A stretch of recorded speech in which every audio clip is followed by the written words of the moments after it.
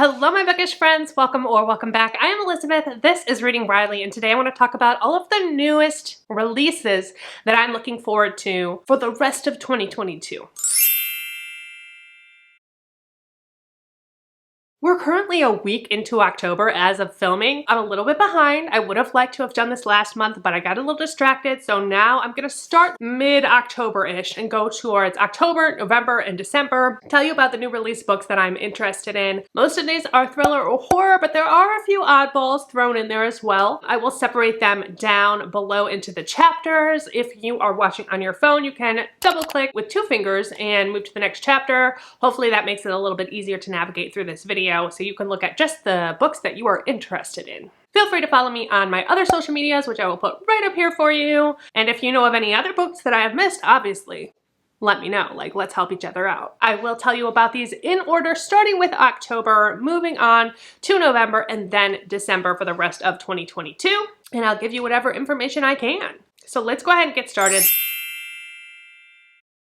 The first book that I want to talk about is Little Eve by Catriona Ward. I'm not sure what's going on with this book. I think this, from what I'm hearing, this is a re-release, like it's already been released, but maybe it was under a different title or something. I don't know because I haven't been able to get my hands on it.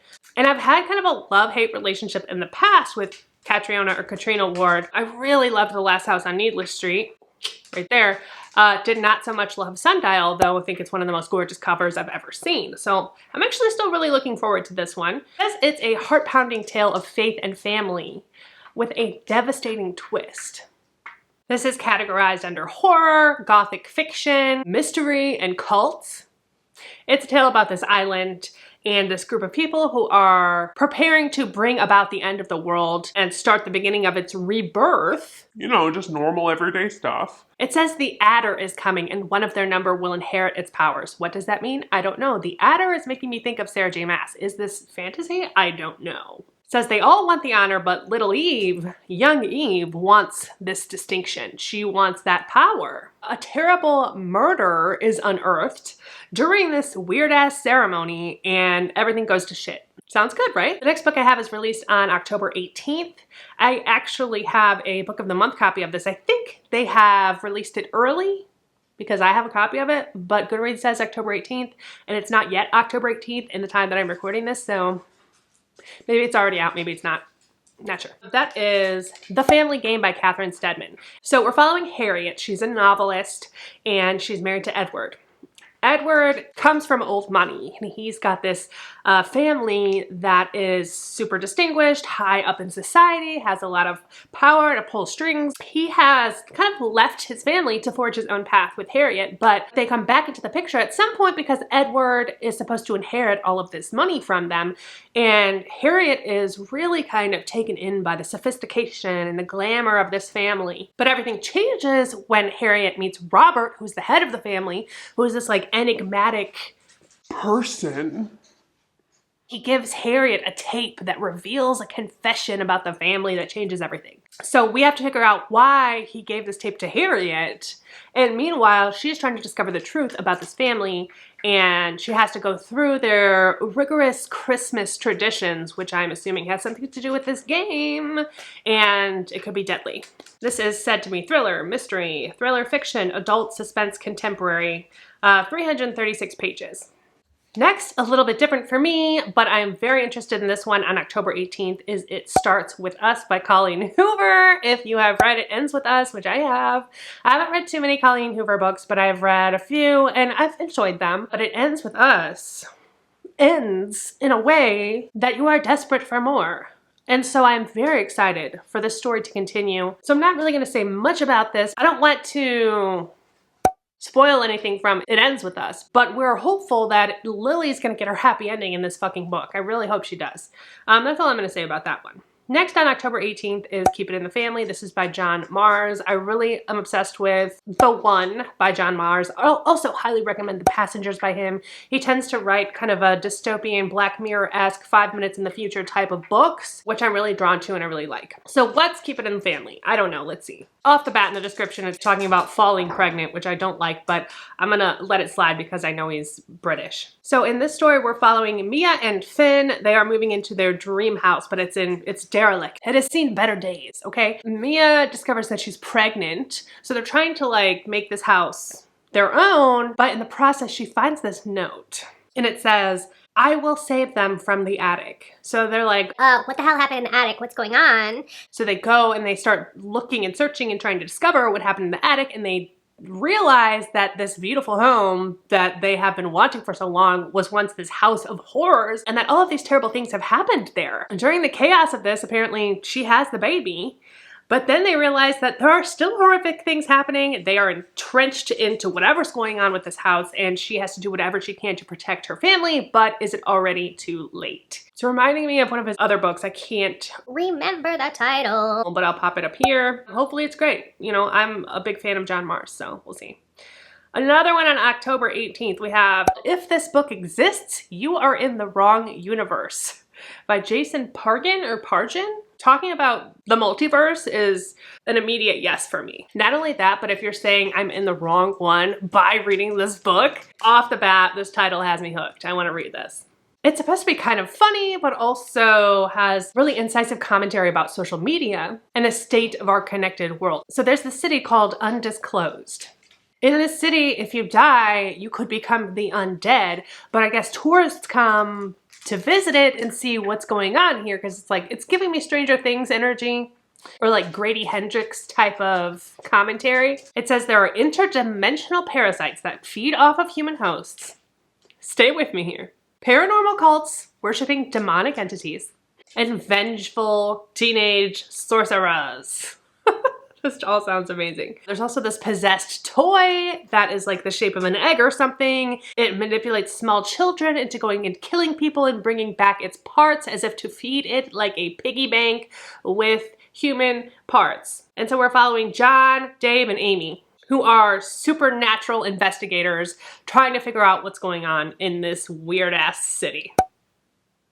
It says, but between the bloody ritual sacrifices and the soul-crushing nightmares, our trio is realizing that this apocalypse is way above their pay grade. I mean, it sounds like a lot of fun. It sounds like a hoot. Let's do it. Moving on October 25th, we have The Dark Room by Lisa Gray. Have not heard of this author before, but this sounded actually really good. This is categorized as thriller, mystery, suspense, and we are following an ex-crime reporter, Leonard Blaylock, who has this unusual hobby of finding old film strips and developing discarded rolls of film. He loves kind of digging into the mystery of these people's lives that he finds, until one day he finds this roll of film that shows the murder of a woman. But he knows this woman, and she died 5 years ago, not when this happened. And he knows that because he was there, and he's been living with the guilt of that night ever since then. So if she wasn't actually dead then, and she died when these photos were taken, how is that possible, and what the hell is going on? That night when she died, it cost him everything. It cost him his career, his fiance, his whole life. And so now he has to find out what happened. Next on October 25th is Anywhere You Run by Wanda Morris. She wrote all her little secrets that I read last year, and I believe I gave it 4 stars. I really liked it. It had a lot of social commentary about race and privilege, which I love reading about. Social horror is one of my favorite things. They tend to be fun horror, but also have such a deeper meaning. This is categorized as historical fiction, mystery, thriller. The summer of 1964, 3 innocent men are brutally murdered for trying to help Black Mississippians vote, or have the right to vote. 22-year-old Violet has found herself in a really terrible situation because during all of this, she is also suffering a brutal attack, and she kills the man that attacked her. And so before people start to point the finger at her, and because of the color of her skin, she feels like she has to run, and so she goes on the run. Meanwhile, we're also following her sister, Marigold, and Marigold's really smart. She has dreams of attending law school. She's very ambitious, but she's pregnant and unmarried. And when the cops come knocking on her door asking about her sister, she realizes that she has no choice but to flee to Jackson as well. Meanwhile, they don't even know there's some other guy that is hot on their trail who is hunting down these sisters for some unknown motive. So it sounds heavy, but From what I know of this author, I think this could also be very high action. I love the era, the 1964. I think it's going to be interesting. All right, moving on to November. The first book that I want to talk about, it comes out on November 1st, and it is called White Horse. This is characterized as horror, but also paranormal, suspense, mystery, fiction, all of these things kind of mixed together. This is a debut by Erica T. Worth about an indigenous woman who must face her past when she discovers a bracelet that is haunted by her mother's spirit. So setting the scene here, we have heavy metal, we have ripped jeans, Stephen King novels, and the White Horse, which I believe is a bar. But when her cousin finds this bracelet, it inadvertently calls up both her mother's spirit, but also some kind of monstrous entity. And she's lived a life of willful ignorance about her past, but she can no longer do that because she has been confronted by this entity that she has to escape. Sounds good. Next on November 1st, we have The Prisoner by B.A. Paris. B.A. Paris is kind of a hit or miss thriller author for me, so we'll have to see where I land on this one, but it sounds interesting. This is categorized as thriller, mystery, suspense, psychological thriller. We're following Amelie. She lost her parents as a child in Paris and then struggled through that to make it on her own and move to London to just start a new life. When she's in London, she meets this man, Jed, who is this, of course, billionaire. And so she gets pulled into this glamorous lifestyle and she marries Jed. But then she wakes up in this pitch black room where she has been taken and stolen away to. She has no idea where she is, who her captors are, anything, but she feels safer with her captors than she was starting to feel with her husband. So I'm getting a domestic suspense. I'm getting a domestic thriller action here. We'll see. 304 pages, and that again is November 1st.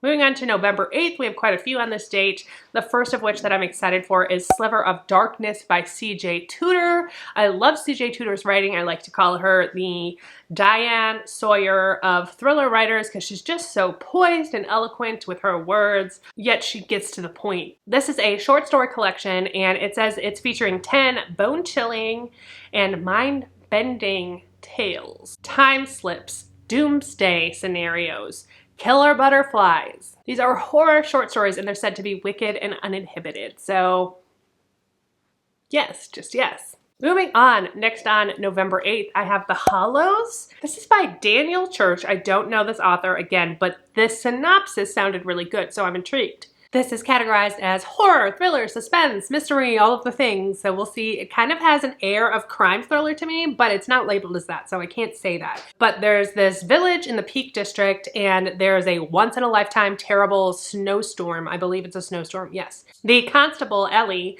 finds the body of this ne'er-do-well guy who appears to have drank too much and frozen to death, but then they discover some like weird clues that don't add up. There is this odd mark that has been drawn into a stone next to his body, and they find out that it actually looks like somebody did kill him and sat there and watched him die. And so as the storm is coming in, more people start to die, and they're starting to figure out that there is a killer that is using the storm for cover to commit his dastardly deeds. So, you know, I love an isolation trope. I love a snowstorm. I think it's going to be fun. Kind of longer. This is 460 pages, so a little bit of a longer one. Again, on November 8th, we have Secluded Cabin Sleeps 6. This is by Lisa Unger, which I have not read Any of her books yet, but I want to. This is categorized as thriller, mystery, suspense, and again, it's a locked room, isolation with a snowstorm. Can I ask for anything more? Like, you are catering to my exact taste, Lisa Unger. So we're following Hannah. Hannah's brother gifts her, he's like this tech mogul, he gifts her for her birthday this cabin, secluded cabin, and it's supposed to be state of the art and really fancy. There's a hot tub, there's a personal chef, there's all of these luxuries. And so there's 6 of them that go, her and her husband, and then 2 other couples. It's an Airbnb, and the host is a little bit too present.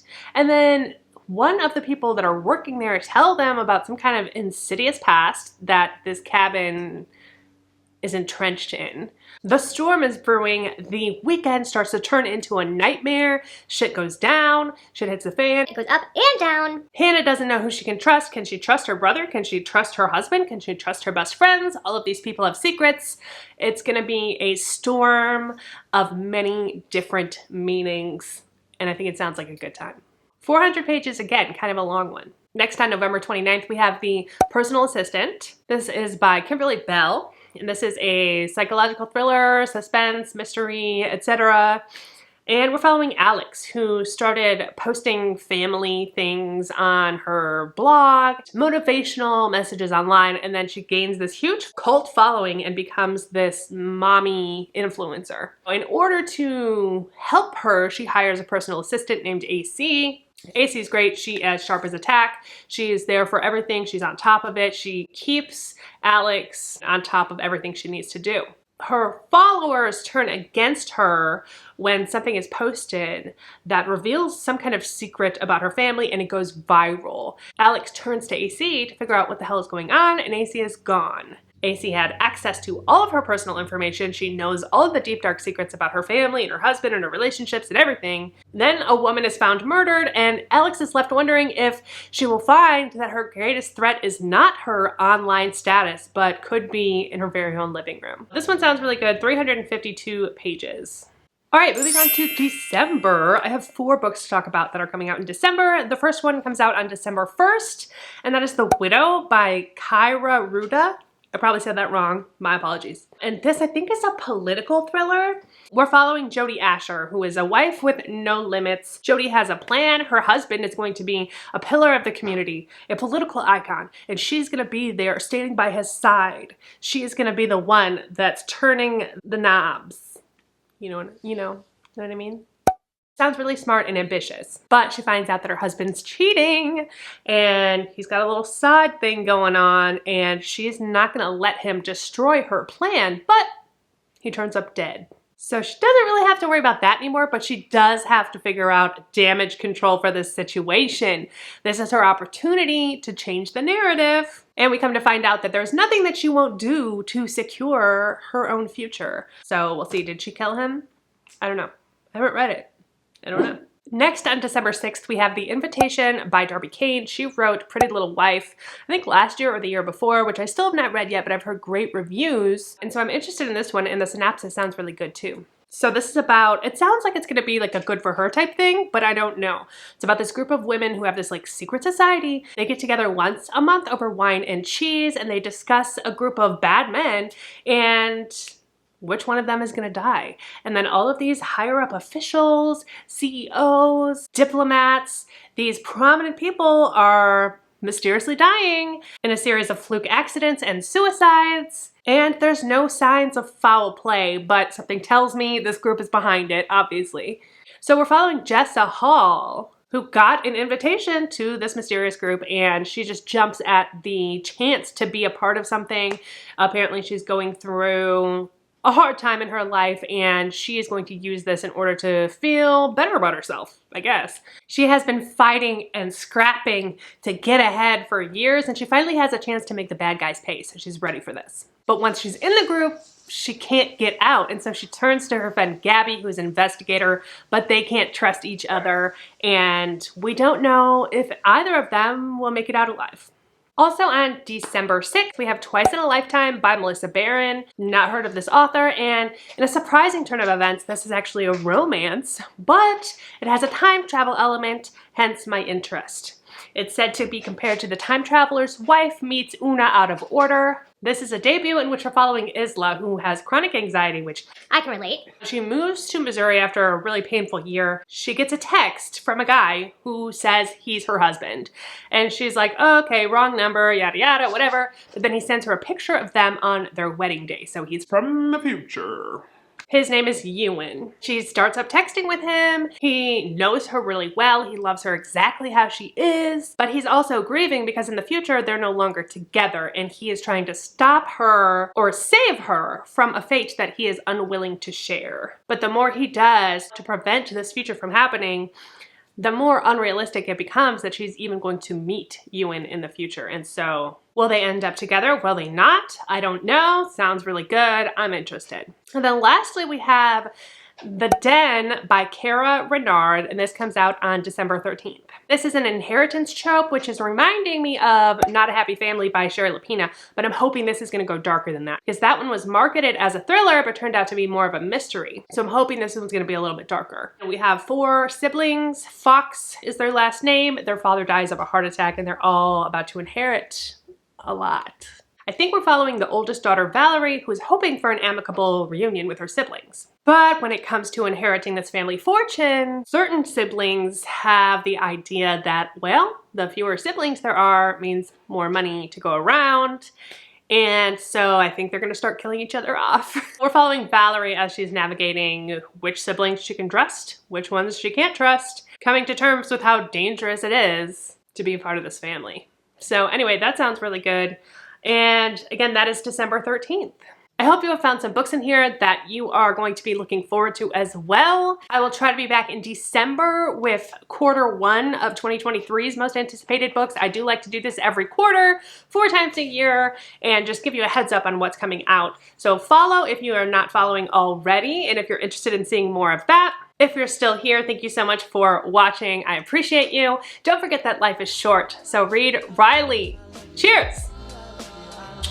And goodbye.